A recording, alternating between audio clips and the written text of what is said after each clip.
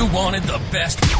You've got the best podcast. The hottest podcast in the world. The Chris Voss Show. The preeminent podcast with guests so smart you may experience serious brain bleed. Get ready. Strap yourself in. Keep your hands, arms, and legs inside the vehicle at all times, because you're about to go on a monster education roller coaster with your brain. Now, here's your host, Chris Voss.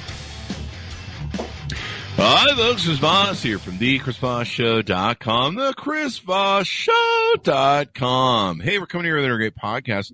Welcome one and all to the great circus in the podcast world. I don't know what I'm talking about. I'm trying to do some sort of Barnum Bailey thing, and it's clearly going to fail, but maybe you'll think that's funny. I don't know. Whatever. If it is, it is. If it's not, well, just go watch another show that was funnier at the beginning. I don't know. But this one's going to be a great show in the middle and the end, because we have a great guest. He's an amazing person. So I'll make up for the funny, I promise. Go to goodreads.com/Chris Voss. Hit the bell notification button. Go to youtube.com/Chris Voss. See everything we're reading and reviewing over there. Remember, the Chris Voss Show family loves you, but doesn't judge you. Also, go see our major group on LinkedIn, 132,000 people. You'll know it when you find it. And our LinkedIn newsletter, man, it's just killing it over there. Like every day we put it out, people are just eating it the crap up. Like literally. I don't know. There's a joke in there for some recent news on CNN, but we'll leave that alone. Anyway, guys, be sure to check all of that out. Today we have an amazing author on the show. He put out this book in January 26th, my birthday in 2017, and I saw him on a couple other shows and was really interested in what he's doing. The book is called Estrogeneration: How Estrogenics Are Making You Fat, Sick, and Infertile. Dr. Anthony G.J. is on the show with us today. He's going to be talking about it. And I just wanted to get him on the show for this book so I can blame Estrogeneration on, or Estrogenics, I guess, on all my fatness and not all the food that I ate, which I did eat, which is the reason I'm fat. But he is on the show today going, what the hell did I get myself into? He is the president and CEO of AJ Consulting Company. He's a real doctor, by the way. I want to make that clear in the world of all sorts of conspiracy stuff and everything else. Dr. J earned a BA with a double major in biology and theology from Ave Marie University in Naples, Florida, where he researched HIV human, we all know what that HIV is, inhibitors. After college, he continued to work with the virus with Lent virus, I guess that is, in the context of Alzheimer's disease for the U.S. Department of VA, the Veterans Affairs. Next, he earned his PhD in biochemistry from Boston University School of Medicine, researching fats, hormones, and cholesterol. He could have just come to my house and done work on me. I got enough of that stuff going on. He has worked for 3 years as a scientific researcher at Mayo Clinic. We all know where that is, in Rochester, Minnesota, researching stem cells, epigenetics, and infrared light. Clearly, I didn't go to enough college. Welcome to the show, Dr. J. How are you? Yeah, it's good, Chris. Thanks for having me. I'm trying to make up for that non-funny part at the beginning, but we'll see how it goes. My audience, they love it. Sometimes when you bomb, it makes people laugh. So welcome to the show. Give us your plugs so people can find you on the interwebs. Yeah, I mean, I have a really clunky website name. It's called ajconsultingcompany.com. Mm-hmm. And I had to actually create it way back on my bio you were reading. It mentions designing viruses. I was actually a virus designer, which sounds terrible these days, right? Yeah. But I actually made viruses, and it was the intent was to cure Alzheimer's. We were injecting viruses into mice and things, and mice that had Alzheimer's and trying to cure the Alzheimer's from them. Mm-hmm. So we were manipulating the DNA and creating virus. But obviously now there's been some issues with manipulated viruses. There's some issues at that Wuhan lab. That's a rumor, guys. Don't go off the deep end with that one. Anyway, guys, so I got a chance to see you, Dr. J, on the show, a few different shows that I watched on YouTube. Mm-hmm. And I was really interested because at 54, I started going to the gym about, I think 6 months now. I started going to the gym and working out and I've never gone to the gym for a week in my life. And you can tell, I mean, look at me. but I'm about half the size I used to be. And so what I started being concerned about was my sort of end life run that I'm on, the last quarter or last, third, whatever you want to call it, where I'm in the game at 54. And I started thinking about my testosterone. Do I need testosterone supplementation? When I work out my muscles, I don't retain as much. It's harder to build muscle being as the old grandpa that I am. And so I've really been I started taking lots of supplements that are supposed to be health supplements for your testosterone. I'm like, God, do I want to get the shots and all that stuff? And then I saw your show and I was really interested because I'm like, oh, wow, there's more to this estrogen thing than I know about. So, talk to me about what motivated you want to write this book, and let's get into the details. Yeah, right on. So, I mean, I've got kids, and of course I'm interested in my own testosterone, and I basically was studying at Boston University Med School. I was studying hormones, and it was pretty clear that BPA altered your hormones, like bisphenol A, the plastic ingredient. And a lot of people were talking, a few people were talking about it in the scientific community at the time. Not a lot of public knowledge there, but a lot of people were talking about it. A lot of the nerds were talking about it. And then as I started researching that, because that's a problem, right? I don't want to be ingesting a bunch of chemicals that are acting like estrogen. I started researching that, and it kind of snowballed into a book because I realized, well, there's not just BPA. There's other chemicals that act like estrogen in our bodies, and we're being exposed to them literally every day. And scientists oftentimes are undermining these things. They're saying, oh, they're not really toxic, so they're okay. But there's a reason they've removed some of these things from some of our different products like BPA. And I think I saw in another show you were talking about how some states and some countries ban some of these things because they know how bad they are. Yeah. Oh, yeah. In my book, I do a compare and contrast between Europe and the United States. And it's astonishing how many of these things are illegal in Europe, legal in the U.S., illegal in Europe, legal in the U.S., just on and on with the different chemicals. Yeah, I mean, over here in America, they just go, can we make money off of poisoning people? Sure, do that. I mean, a couple of years ago, they legalized putting lead in the water again or something like that. So give us an overall aspect of the book, if you would, please. Yeah, so the book is in three parts. The idea is what are artificial estrogens? Like, what are these chemicals? Let's identify them. What do they do to your health? And then number three, how do we avoid these things? I mean, it's that simple. It's just basically identifying the chemicals. And then, like I say, I'm looking at the ones that we're exposed to every day. I mean, Agent Orange, for example, disrupts your hormones. But we're not exposed to Agent Orange every day, thank goodness. Yeah. And so I'm not really interested in writing about it in my book. It's kind of an academic exercise, hopefully, because I don't want, hopefully there's nobody exposed to Agent Orange daily.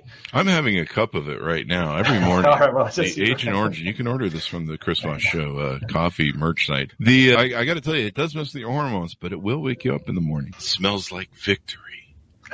See how I tied that one together? Anyway, right now Gen Z's going, what the hell is he talking about? We never saw Apocalypse Now. So what is this and why is it bad? I heard you talk about different things about women going into puberty earlier. There's this overload of estrogenics in everything, really. Yeah. Well, and for men, it disrupts your testosterone. Actually, women too, like it lowers testosterone. That alone should make headlines, and it should be talked about, and it should be considered and recognized as a huge problem, because it is. Just since the 1980s, our testosterone has just declined and declined and declined. And it was already a little bit low to begin compared to the paleo ancestors that we have, and we have records from those people and their testosterone. So just testosterone alone is a big one, but it also causes infertility, and there's a ton of people struggling in that. Wow. I know that's a big thing for women too. They want to have a baby, they can't. Yeah, it's just breaking new records every year, the amount of infertility. And I've heard this for a long time, that the men have lower testosterone. And I think we kind of see it in the recent generations. I mean, we've had different people that have talked over what's going on with men. I mean, we have the lowest amount of men dating and marrying now. There's a few different reasons for that. Well, but also the largest group of incels and virgins. And I mean, some of the people in the Gen Z community, I just look at them, I'm like, why aren't you out chasing girls? Like I was chasing, as soon as I was like, I don't know, about 11 or something, I was like, there's something about these women thing that I'm I don't know why, but they seem interesting. And I want to know more, but I just don't get it. And I think, like you mentioned, wasn't it like 100 years ago or something? We almost have like half or a third or something of the amount of testosterone that they have. Yeah, exactly. Oh yeah. Wow. I mean, compared to our paleo, like the numbers, the average or the normal range in American blood tests for testosterone, generally total testosterone is like 250 to 1,000 or something like that. Depends on the blood test company, but sometimes they say it's 250 to 1,500. Mm-hmm. But what's crazy about that is, just like in the 1980s, it was 500 to 1,500. Holy crap! Well, and the average male was 500 in the 1980s. In the 90s, the average male was 400, so it dropped 100 points. And then in the 2000s, the average male was 300. This is the Massachusetts Institute Aging, or the Massachusetts Aging Study. So it's been just dropping. And of course, at some point, it's just kind of plateaued around 250, 300. But I think it's literally an emergency if your testosterone is below 500. You've got to get it up if you want to be optimized. And that's my goal for people. Optimization, not just like, I don't want you having just zero energy, just dragging through life, zero muscle mass, zero sex drive, really slow healing if you get injured. You know what I mean? Like, yeah. I started noticing it in my 50s. I started noticing everything going down. I mean, it was kind of nice to have the sex drive lay off a little bit. You don't have that teenage thing where you're like, yeah. But that was kind of nice to get rid of. Yeah. Well, yeah, it's back. I mean, yeah, yeah. Testosterone is, I mean, it's a massive influencer on your body, and the other aspect of aging, like you're mentioning, it doesn't just go down with age a little bit, but more importantly, your sensitivity to it goes down with age. So you actually need higher levels as you age, not lower levels. And most of our culture has the opposite. And I talked to a bunch of my friends. I had friends that they have to inject it or do all the different whatever the supplements. And I started researching. It's like when you start it, you can't get off it. You're done. And that's what they say. It's a myth, actually. Oh, really? Oh, yeah, for sure. They say that because bodybuilders, right? Mm-hmm. Bodybuilders use it, they abuse it, they go way, way, way above the normal limits. And then when they get off, in fact, their body will never produce it again. They have to keep taking it at some level. But if you're a normal person and you jump on it, like, here's the problem, right? Like, and by the way, I personally have a prescription for it because if I get injured, I boost my levels up nice and high and I heal super fast. Oh yeah, and I'm young, right? But I've taken it for an entire year just as an experiment, but literally a full year a couple of years ago, and I got off it, no problem. I mean, it took me about 2 weeks. I adapted to getting off of it. My levels are right back where they were. Here's the problem. When people take it, let's say your levels are 250, right? Which is, again, super common. I mean, 19-year-olds are coming in that level. It's terrible. That's really shitty sex drive. That's really poor energy, all kinds of problems, right? Often brain problems too, like brain fog or even just apathy, sexual apathy, right? You're not interested in women like you're talking about. So let's say you're at 250 and you get some cream and you start rubbing on the testosterone cream and you get your levels up to 800, right? Which is kind of where I'm at naturally, 700, 800. And then let's say you get off of that cream a year later, you're going to feel like garbage and you're going to have no sex drive and you're going to have no energy. But guess what? Your level is 250. It just goes back to kind of where it was. Yeah. Unless you've done something different in terms of getting rid of these fake estrogen chemicals and whatnot. So, you feel like garbage and you feel like you're addicted to it, but you're not really. Yeah. How much testosterone do you need to take so I can get me a unibrow? Because that's really I want the Chrome Magnum thing going on there. Yeah. With the forehead. Try rubbing it right up here. Yeah, I want that elevated forehead that gives me that whole. There's a real Neanderthal. Yeah. Remember that basketball player? He tried to patent that or trademark it. Did he? Or something? Yeah. Like, is there a way to grow that? No, he has this crazy unibrow, and I can't remember, but he applied for a trademark for it.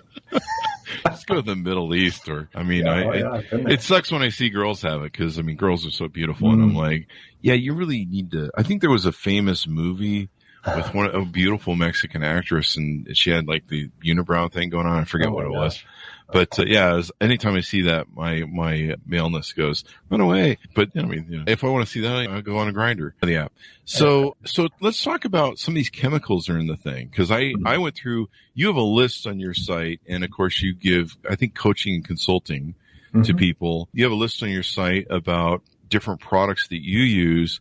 And what's in these products? Like what's screwing us up in some of our soaps and shampoos and crap? Yeah, it's mostly the parabens and the phthalates in the personal care. It's always products. those parabens, damn it. Yeah, right. Yeah. Well, and the sad thing about both of those is they're categories of chemicals. So those aren't just one chemical. There's like methylparaben and propylparaben and butyl paraben.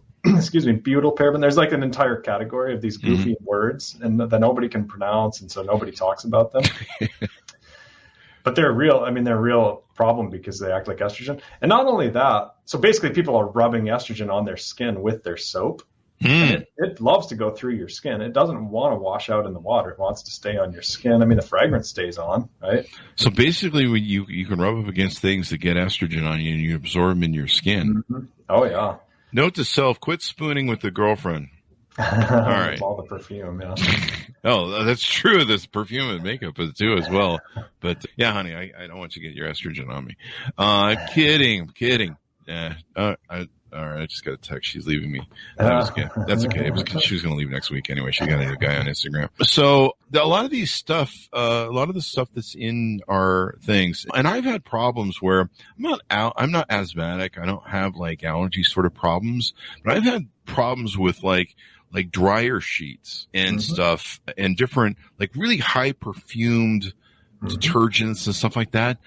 They'll screw with me in my lungs. Like I can just kind of feel it. Like if I go down the detergent aisle, I start feeling really weird, man. Like what the hell? It's like it's like, I don't know, it's like the worst thing ever. And so I've always had to be careful. Like I can't use dryer sheets it like, I don't know. I can just smell it and it seems like overwhelming.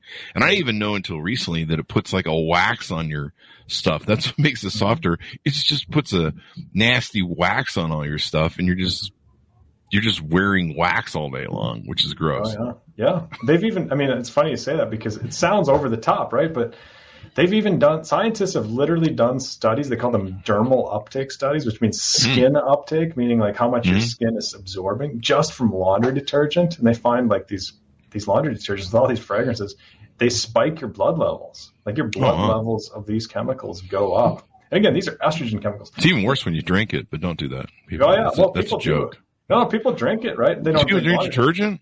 Well, in the form of water, like they're not filtering their drinking water, and a lot of these chemicals don't get filtered out. I mean, people assume their drinking water is good. They open up the tap, they put it right in their cup. Think about all the plastic pipes that stuff has gone through and how much fragrance chemicals and all that has not gotten filtered out. A lot of these chemicals are so small, they don't get filtered out.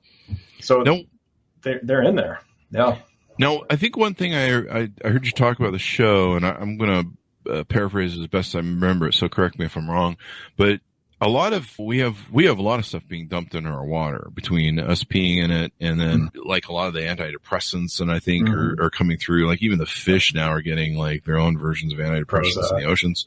Yeah. Well, they need it. I mean, some are depressed. I mean, you'd be depressed too if you had to swim around in basically your own toilet bowl. But so that's their, I don't know, never mind. There's not a joke there. So talk to us about the water and stuff. I've always had my water ever since I lived in Las Vegas. I've always bought or had a machine that will do reverse osmosis. At one point I had a really high-end machine that we reviewed on the show that does like, I think it had like 12 different filters in it. I had for a few years until it finally conked out.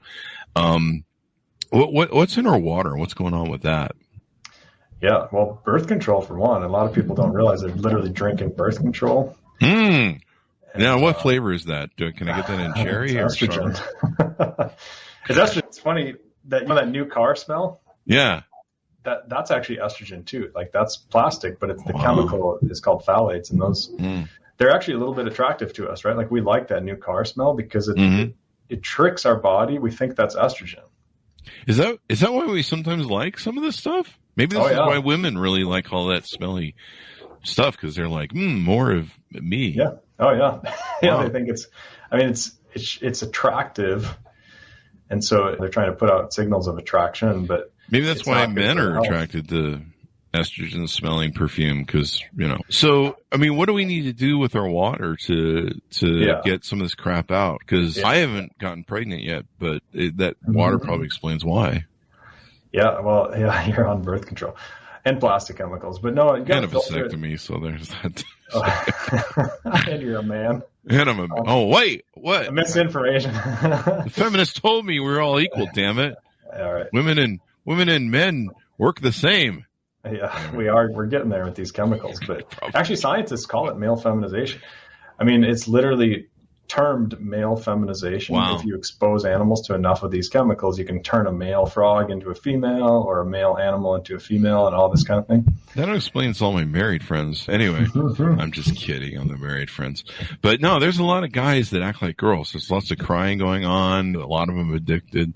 Have adapted this victim mentality, and then, like I said, I don't even understand this generation that doesn't chase girls and want to date them and stuff. They're just like, I'm just gonna stand over here and be angry. So, what's the best way to clean your water? Am I doing good with reverse osmosis and all that filtration system that I usually buy at the store? Yeah. Anything with activated charcoal. So if you've got an activated charcoal filter, also called carbon filter, something like that, that pulls out all the fake estrogens. And reverse osmosis kicks it up a notch and takes everything out. And that's what I use too. I have a remineralizer on the end of that too, so it puts minerals back into it. You don't need that, but that's phenomenal. So yes, that works. Even like a regular Brita filter works. Although I don't like it when people filter out the plastic and then they put it back in plastic, right? Yeah, let's talk about that a little bit. Yeah, plastics are notorious.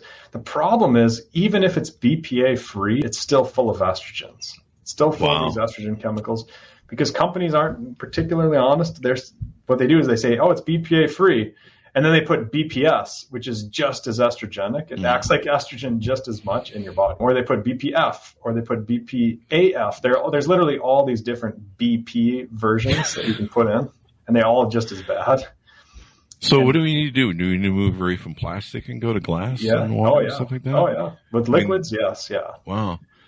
See, that's one of my problems. I go by since we lost the machine was great because from end to end, and like you say, it had the 12 different filters. And I think it was 3 UVs, and then it had the minerals out, minerals in after the reverse osmosis, had a bunch of different things in it. Unfortunately, the company went out of business, but it was great because it was a stainless steel or whatever sort of steel they use for water where it doesn't rust. And from beginning to end, the point I would put my cup in, I wouldn't be touching any plastic. Well, I guess there was plastic lines in it, come to think of it, but plastic water lines. But yeah, this is kind of interesting. I mean, the amount compared to filtering.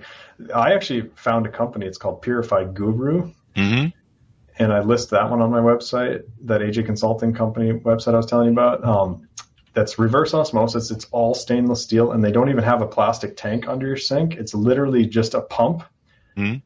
And it has a stainless steel hose that attaches to your faucet. So it's literally 100% plastic free in terms of where the water is in contact, which is the only unit that I know of that's reverse osmosis that's like that. I actually reached out to them to see if they'll send us a review unit for the Chris Voss show. We reviewed all our products over there. And so I reached out to them. I haven't heard back from them, but we'll follow up with them. I was kind of interested in maybe buying their machines because I used to really love the water they used to come out was like really nice. When I lived in this is a story that's kind of interesting. When I lived in Vegas, I had a friend who's a wife of a cop. And I was talking to her one time, and she goes, yeah, my husband, he won't drink the tap water in Vegas. And I go, why not? And she goes, he's a cop. They go see what they're pulling out of Lake straws for the water supply for Vegas going to Lake Mead. And he's like, they pull bodies out. And ever since Lake Mead started dropping, they're like finding people that got sunk with cement stuff from the mob. And he's like, after he's seen what's in Lake Mead, he won't drink the water. And I'm like, that's probably a good reason for me not to drink the water either. But yeah, a lot of people don't realize all this crap is going around. I did take your list of stuff. I started using the bar soap from Kirk's and I believe the Jason shampoo. Yep. And one thing I did run into is the laundry detergent. I'm using the laundry detergent. That seems to be working fine. I need to go by that. I need to go buy the deodorant. I only bathe once a week, so I don't have to worry too much about it. I did try the 7th generation for the dishwasher, and boy, that stuff isn't working on my dishwasher well. It all backed up, left the thing. I couldn't get the dishes clean. After about 2-3 things of that, the grease. I don't wash my dishes. I'm really bad that way. You don't rinse them, pre-rinse them? No, I don't pre-rinse it very well, so that might be my bad. I mean, that's the dishwasher's problem. Well, I don't care as much about the dishwasher detergent as I would like the soap you're rubbing directly on your skin. You know what I mean? Yeah. Because that gets absorbed, and I guess what people don't realize is that your skin's your largest like membrane or organ, isn't it? Yeah. Oh, yeah. Yeah. Yeah. Unless you're like morbidly obese, and then your fat cells are your largest organ, because fat cells are technically classified as an organ. I have both. So you might have some competition there for some people, but that's all right. I mean, again, your skin, you don't want to be rubbing stuff on your skin that you're not willing to eat. So can you eat any of this stuff? Oh, sure. Stuff? Well, you wouldn't want to, but you wouldn't want to. I mean, soap would be pretty. When I was growing up, my mom made me eat plenty of soap. So Make sure it's really good quality. Well, I mean, that's what you do. You always make sure that Dove's out there when you start swearing around mom. You can't have that Zest soap. That does not go down well. I actually have a review site where we taste test a lot of soaps from my childhood. But yeah, a lot of people don't realize, like you say, that you can get testosterone cream. You rub it onto your skin. And it absorbs in your skin. I'm taking from a private doctor that we had on the show who's a pharmacist, and he's really big into glutathione. And taking glutathione, it's a big thing, I guess, for getting rid of toxins. And Tony Robbins is one of his clients, and he works with a lot of pharmacists I guess a lot of rich people have their own personal it's expensive stuff. Yeah. And so he sent us the glutathione sample that he uses, and I have to rub it on my skin. But yeah, people don't realize if you're rubbing these harmful chemicals on your skin, it's going to end up in your blood and your system, right? Oh yeah. In fact, sunscreen too. Like a lot of people overlook sunscreen. And I talk about it a lot in my book, Estrogeneration. But after I published my book, they finally came out with a study on this chemical that's commonly found in sunscreen. It's called oxybenzone. Yeah. And you go to Walmart and it's like hard to find a sunscreen that doesn't have oxybenzone even today. Yeah. And the study showed that with one application of sunscreen, and they had like a dozen people or whatever, one application of sunscreen, 7 days later, people's blood levels of oxybenzone were still above the government's own safety limits. Holy crap. And then now they're panicking over that, right? And saying, well, they've never done that simple study. So it's been legal for like 40 years and it's been all the sunscreens, and they're telling dermatologists and stuff are recommending it professionally. And then they find, obviously it's terrible because it's acting like estrogen and has other problems too. But these are problematic doses. They've never done the simple dose study where you just rub the sunscreen on and measure people's blood. It's absurd. And then you recommend, I guess you're a new father, somewhat. You recommend a lot of baby stuff, and there's a lot of stuff that's in this baby lotion. Like we recently found out they were putting, what was it in the baby powder? It's a big lawsuit. Talcum powder. Yeah, talcum powder, and they're just like, throw some asbestos in there. It'll make it's prettier with asbestos. It gives that shiny colors you used to get on your popcorn ceiling. Yeah, kids you got to really protect because they're so hormone sensitive and developing, and it's a struggle, right? To be healthy yourself, and then you expand that to your kids. It's even harder, but you have to be very intentional these days because again. Like even what's hilarious, and I talk about this in my book too, China has stricter regulations on their parabens than we have in America. What? China, yeah. So obviously we have too much money funding these politicians behind the scenes that are influencing the laws on these chemicals, at least presumably. So you basically have to take matters into your own hands. Like people have to independently think for themselves on these chemicals and say, look, I don't want these in my life. I've got to get these products that don't have the chemicals in them.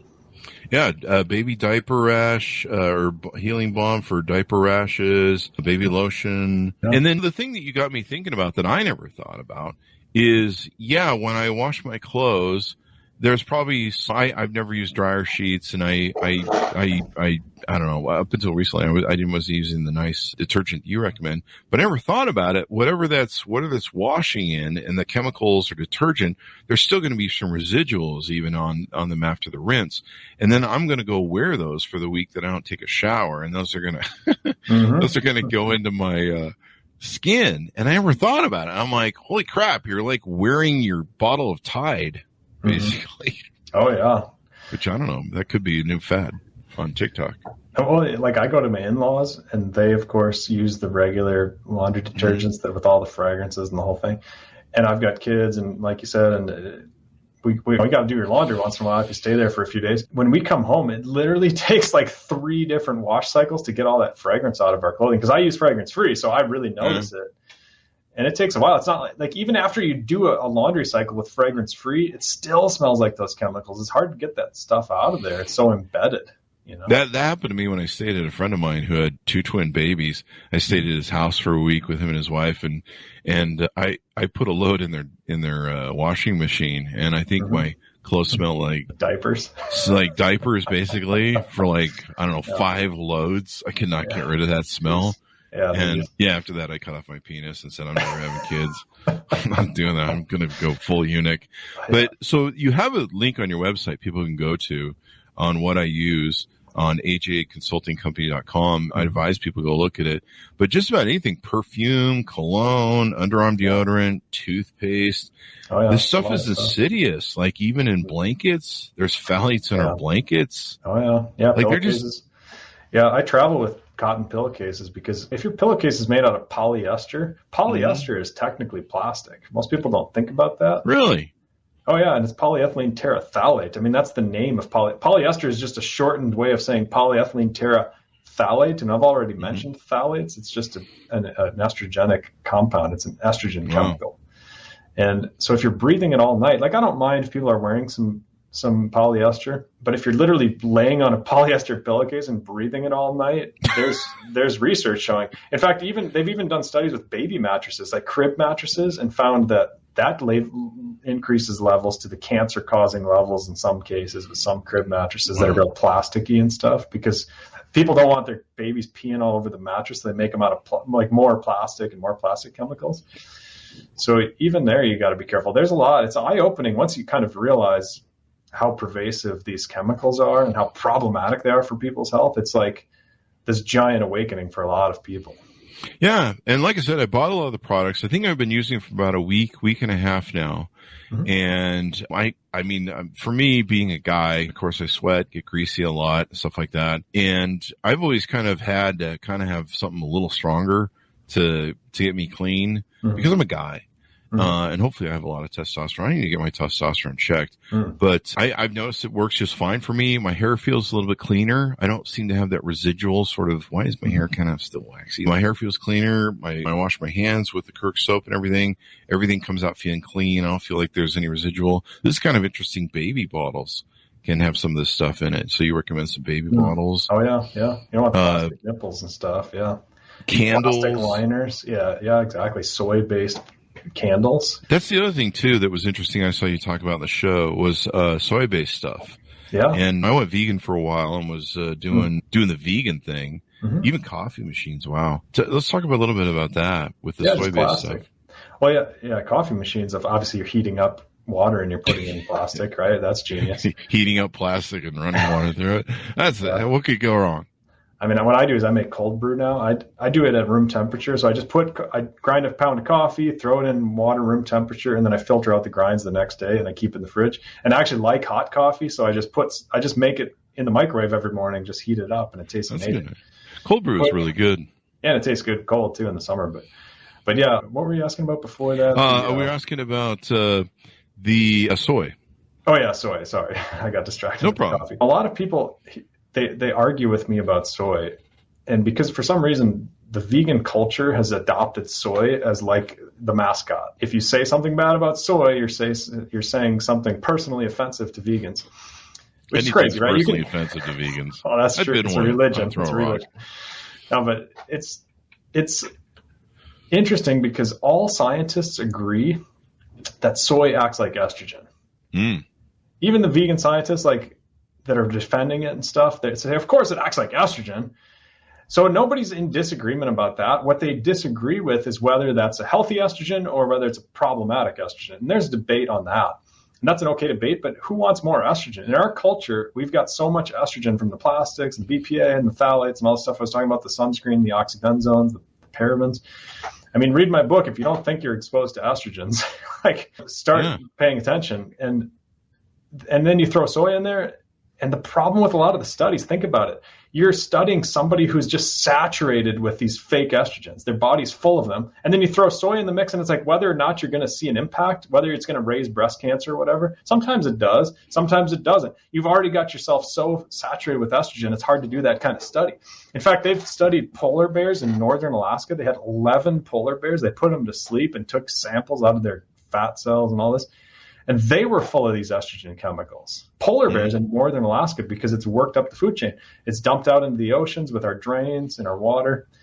And it's worked into the fish, and the seals are eating it, and then the polar bears are eating the seals. And even the polar bears have fake estrogen. So, of course, you do, right? Like we all do. Yeah. So you're never going to fully get rid of these things. Yeah. But you can definitely do a lot to minimize. And I've seen people double their testosterone from like 300 to 600 just in 6 weeks. Wow. Happens all the time. I know I feel 100% better. There's a couple days where I take off, and sometimes I'll skip leg day because I like my arms, and you're not supposed to skip leg day. But man, the testosterone that gets generated during leg day is really important. And if I don't do leg day, the next day I do arm day, I'll crash. Like, I'm like, why can I not hit my peaks and my high points? And sometimes I've been known to back off the machine. And so I've noticed there's this pattern about 3 or 4 times that I've skipped leg day and gone, screw it. Sometimes I was skipping leg day, and then I would just do leg day, and then I just leave that space in there. But anytime I've not done leg day, I like crash, and I can't peak out like I want. I'm just like almost like struggling, and I need that testosterone. I've been taking a lot of it. Kind of what led me down this path is I started looking. Okay, well, let's try and get my testosterone up with supplements before I go do the whole let's do the doctor thing, and whether it's injections or rubbing cream on me or whatever. That's rubbing cream on me. That's Fridays around here. So I started taking the DIM supplement, and I can't pronounce this. Diindolmethane. Yeah. Yeah, and that's supposed to, help, I guess, lower estrogen. Lower your estrogen and help compress. I didn't know that there's a whole fight in your body. I don't know if it's fight's the right word, but there's a whole thing in your body where it's trying to balance your estrogen and because you have natural estrogen, I guess, and testosterone. Is that correct? Oh, yeah. Oh, for sure. Yeah. The problem with DIM is sometimes it raises estrogen. If you look at the studies, I know it's hilarious because if you look carefully at the studies, some people respond by taking really when they take DIM, their estrogen goes up and their prostate cancer risk goes up. And some people it's the opposite. So it's a complicated supplement. Great. This explains why I'm growing breasts. Wait, they're muscle building breasts. I guess I don't know. I don't know if I'm winning or losing at this point now. Plus, it comes packaged in a plastic bottle with plastic capsules, so I don't know. Right. Who knows? It just occurred to me too that my K-cups come in plastic too. So Well, you can get those mesh ones now. Those like biodegradable ones. Those are better. Yeah, or you can actually. Well, that's a plastic one too. The ones that have the screens you can buy. But yeah, and I just figured this. I'm like, hey man, it can't hurt. It can't hurt to try a bunch of this stuff except for the dishwasher fluid. And like I said, I don't clean. There's probably a lot of people that clean their dishes properly. I'm just like, there's a bone in there from the steak. Throw that in there too. And I don't know, but it just kind of backed up and built up. I had to throw some vinegar in there. But everything else that I've tried from your product list works well. I feel clean. Should I notice anything different, or is it fairly subtle? Or there's probably still lots of estrogen in my system. I don't know. Well, the other thing that helps is a sauna. Do you have access to a sauna at your gym or something? I don't think so. I have 2 of them. Yeah. Oh, yeah? You have 2 at your house? I have 2 gyms, sorry. Oh, okay. Gym memberships. Yeah, it seems kind of excessive to have 2 saunas in your house. Well, I mean, there's still time. 1 leg in each, huh? Well, yeah. Well, some people like infrared versus heat saunas or vice versa, but they're both really good for clearing estrogen. They do these scientific studies. They're called BUS studies, blood, urine, and sweat, BUS. And they measure people's urine, and they find there's hardly any of these BPAs and phthalates and parabens and oxidants. There's hardly any of these estrogen chemicals in their pee. But they have those same people go into a sauna, and then they measure their sweat, and it's literally full of estrogen chemicals. Holy crap. Yeah, so you sweat the stuff out. So if you have a sauna, use it. And if you have access to one, use it. And take a shower right after you use a sauna because you don't want to just reabsorb Yeah, because it just reabsorbs. So you can use that. Now, on your website, I saw you guys talk about this, the infrared light and the vitamin D lamp. Will any of that do the same sort of thing? Or Infrared is beneficial in a lot of different ways, but not so much for, I mean, the infrared sauna is great because it heats your body from the inside out. And anytime you heat anything, it speeds up molecular motion, right? Like if you heat up water, you start getting steam because the steam is literally just water molecules flying off the top of the surface of the water. And anytime you heat up your fat cells, they start moving faster and dumping more estrogens into your blood, and allows you to piss them out or sweat them out or whatever. Speeding up molecular motion is good. So infrared is good. UV is also good. For people that have tattoos, they've been told, and it's correct, that if you go out in the sunshine all the time with your tattoo, it breaks down. Like it'll fade, right? So you have to put sunscreen on your tattoo or it'll fade away. And the reason for that is tattoos are actually heavy metals. They're like balls of metals under your skin. Like just think of like a little tennis ball. And when sunshine hits that, it breaks it down to little golf balls. It breaks them down to smaller sized balls. And then those can be cleared out by your system. And so your tattoo fades away because those heavy metals are getting cleared out. Sunshine breaks down a lot of toxic crap in your cells and your built up proteins and things. That UV is actually good for you. Now, definitely not good for you if you get burned and you're getting skin cancer and all that. I'm not saying people should go overdo it, but I'm saying like get out in the sun, get some vitamin D lamps on you. Like UV is another good form of detox. As silly as that sounds, it's actually good for you. And sunscreen being bad for you is kind of an interesting conundrum because a lot of medical professions are telling people the opposite of both of these things. They're saying don't go out in the sun, use lots of sunscreen, but make up your own mind, right? I mean, you want more estrogens, and you know what I mean? Like our ancestors were out in the sun all the time. Right? Yeah. I mean, especially in different places where I'm up in Utah, so we have to deal with that. People in Alaska, they don't get to see the sun much. Yeah, different places around the thing, they live in the sun. So one other thing that you have that's part of your service, I guess, or coaching and stuff, you have a thing where people can do, I think it's a 23andMe test or something, and then you... Yeah, that's my main focus right now. I do DNA consulting for people. So they do the 23andMe test, they spit in the tube, or Ancestry. They're both very good tests, actually.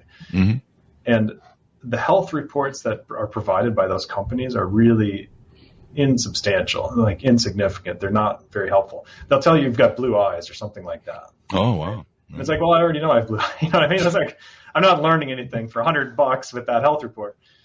But it's amazing how much information, like when you spit in a tube for 23andMe, they give you 650,000 SNPs of DNA data. Oh, wow.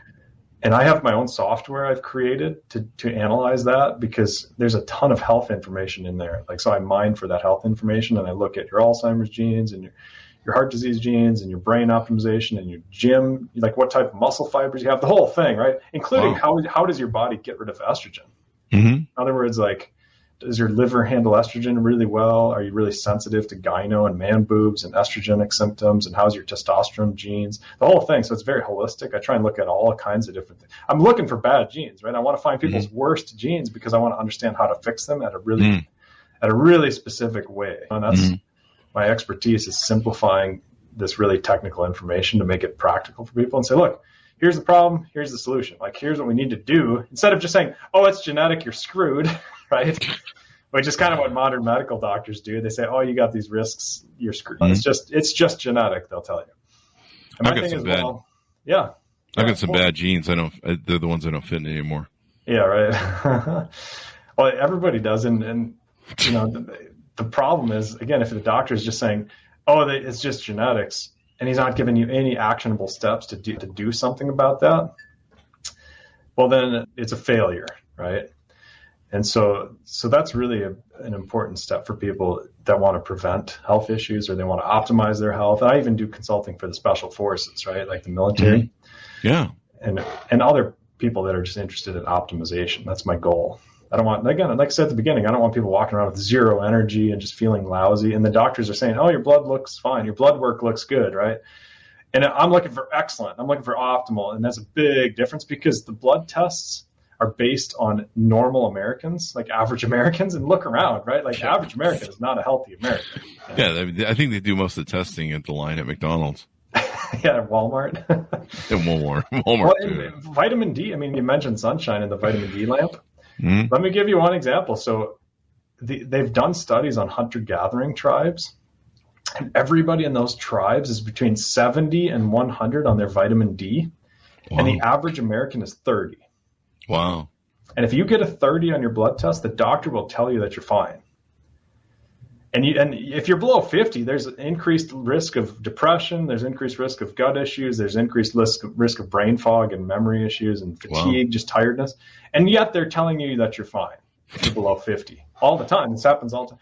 And so it's just one example of like a really easy thing to optimize because, by the way, if your vitamin D is low, that lowers testosterone. Oh, wow. And I think that's why I take a supplement for vitamin D. But I think Rich Cooper was one of the shows you appeared on. He and I think I heard a few other people after that. He goes out with his morning coffee and sits in the sun. Mm-hmm. And it's better to have it naturally than to take a pill form, I suppose. Oh, yeah. Well, again, because it breaks down toxins under your skin. It breaks down bilirubin, so your gallbladder and your kidneys don't get all clogged up with bilirubin and stuff. You don't want to get gallstones or kidney stones and stuff like that, right? So sunshine has other benefits that nobody talks about. Everybody talks about vitamin D, but nobody talks about bilirubin breakdown. Nobody talks about toxin breakdown. Wow. And it improves your metabolism, ironically, through something something called melanotan. Oh, that's right. Yeah, melanotan is what makes you tan. It's where we get the word tan. And of course, if you're out in the sun, your skin makes melanotan, and that literally boosts your metabolism. So you'll be hungrier, you'll burn calories better. Your metabolism boosts when you're out in the sunshine. I'm never coming in from the sun. No. Unless you're burned. Yes, unless I'm burned. When I grew up as a kid, that's probably why I was so skinny as a kid. I mean, we went to the beach all the time, living in California and stuff. This is kind of interesting. I just found this on your website. I guess I didn't page down far enough when I was going through the list of stuff, but there's different supplements that you recommend. I take a lot of this stuff, actually. There's like 20 or 30 things. And then looks like there's some stuff maybe I haven't delved into. I don't recommend all of those supplements for everybody, obviously. So basically what I do is when I do DNA consulting, I look at people's genetics and I say, look, here's the 3 supplements you absolutely need. Everything else you can tinker with. It's great, whatever. Here's the 3 you need because you have some genetic weak spots, right? Or whatever. Like if you have some schizophrenia genes, you might need phosphatidylcholine or phosphatidylserine. But for the most part, I'm not going to recommend that to 99% of people. Yeah, exactly. Lithium can be good for serotonin and I know some people that need lithium. Yeah, very rare though, right? I don't know. Well, there's some sleep genes. Ironically, there's some sleep genes. They've done clinical trials on lithium. It's over-the-counter doses, not like crazy high doses that get you nauseous and all this. Just like 5 milligram, very low dose. It improves people's sleep. But again, that's a niche group of people. Everybody's different. Problem with a lot of these religious zealots with their diets, they're saying like, oh, vegan is for everybody, or oh, this diet's for everybody, or carnivore is for everybody. But well, everybody's different in terms of those genes, so you have to customize it. You just have to. Plus women, I've had some guy friends that have gone the vegan route and they played soccer or they did some really heavy duty sports and they couldn't do it. And then their injuries went through the roof and they really struggled. And like one time I took a friend out for lobster. He's like, I'm vegan. I'm like, we're eating lobster, dude. And I'm buying. So you should just give that up for today. And he did. I broke his veganism. I converted him like a Mormon.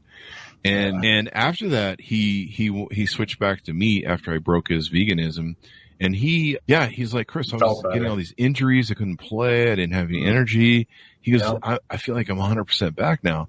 I'm like, you're a freaking caveman. You're a man. You're a gladiator. You gotta have this stuff. I think women are smaller than us. They're kind of more feminine. They're not really designed to have upper arm strength like we are. I mean, we're designed that way for genetic reasons and biological reasons, maybe is a better word. But yeah, it's really interesting to me how much of some of this stuff we're missing. And every once in a while, just so you know, every once in a while I recommend somebody goes vegan. Sure. Like it can be a tool in certain situations, but man, to tell everybody they should be going vegan is absolutely insane. And there's a lot of politicians that are doing this. And again, it's money. It's just like the plastics being legalized and parabens and all this stuff.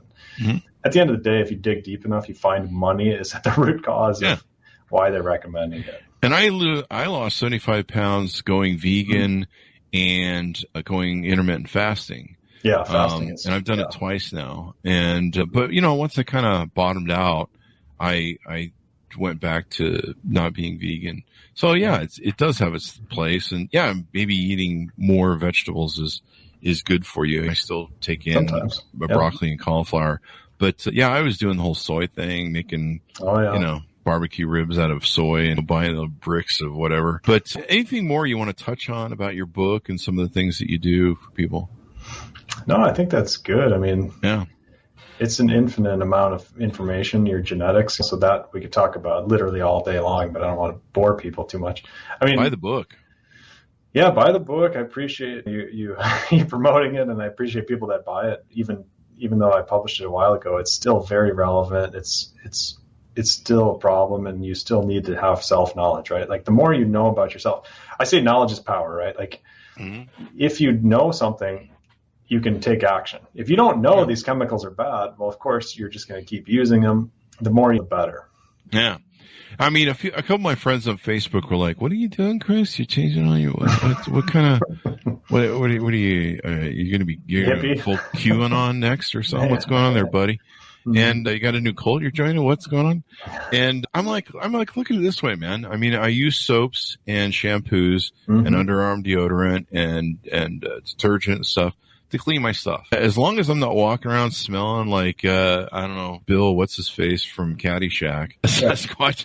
I got the whole Sasquatch thing going. As long as I'm not smelling like that, chicks are like, ooh, I already got enough of that problem going on with my looks. And maybe I can put some of this in my Tinder profile and I get more babes or something. But no, as long as I'm still getting clean and I don't stink, and I honestly feel better. I feel like there's less residual. My hair feels softer and cleaner and kind of like more natural.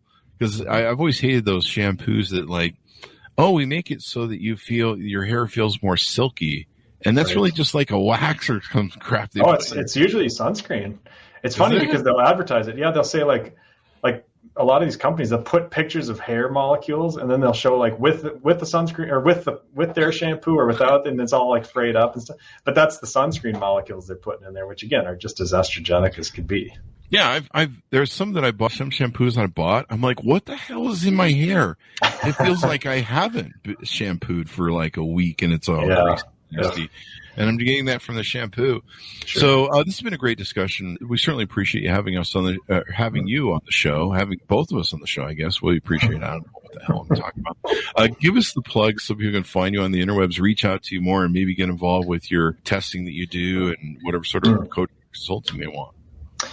Yeah, like I say, the website's clunky. It came about because I was doing this government contract, and I just had to come up with something quick. But it's ajconsultingcompany.com. That's where it's all at. I mean, the DNA consultant. And Estrogeneration is the name of the book, the name of this podcast, so it's pretty straightforward there. There you go. And check out his What I Use list that's on there. You can find it's one of the tabs. Like I said, I went and bought a bunch of stuff that I use on a daily basis. I'm probably going to look at some more, like blankets and stuff like that, pillowcases, the toothbrush, I think I got to order. But yeah, I mean, what can it hurt? Like, it can't hurt you. I mean, in fact, if anything, just having less of these chemicals in your system, I mean, the less of this crap you need for all the stuff they put in our food and everything else, the better off you can be. Exactly. And I think you mentioned, this is probably a late thing to throw in, but I think milk was a big estrogen thing for you. What about raw milk? I had a question about that. Raw milk can be good. It depends on the person and the genetics, right? Oh, really? Oh, yeah. Like I had a client earlier today. He's very dairy sensitive. I had multiple clients. I had a guy from Berlin I talked to earlier this morning, and he was great with dairy. But am I going to get a lot of estrogen from raw milk, or is that? No, not usually. No. Wow. I just tried some the other day because you got me thinking about this stuff. And there was a food truck that they have a farm and they make raw milk, and I bought some, and it was really good. But I'm like, I don't want more estrogen from milk. So, no, well, some of these giant factories, they get the cow pregnant, and then they continue milking the cow. And so there's a lot of cow. Because when a cow is pregnant, their estrogen goes sky high. And then that ends up in the milk, and they just mix it in with all the other milk. But that's mass production farming. That's not like raw milk, small farms, and they're not doing stuff like that as much. I think these guys are a small farm here locally here in Utah. Yeah, exactly. Yeah. So I'll check out more of that raw milk stuff. Well, it's wonderful having the show. Go order the book, guys. You can take and get it. Let me pull it up because I have a few different underarm deodorants here from his site up. The book is called Estrogeneration, How Estrogenics Are Making You Fat, Sick, and Infertile. Maybe cry more, too, by Dr. Anthony G.J. Cry less, people, especially you men. these days. So, guys, be sure to check that out. You can go see the video version of this on youtube.com/Chris Voss.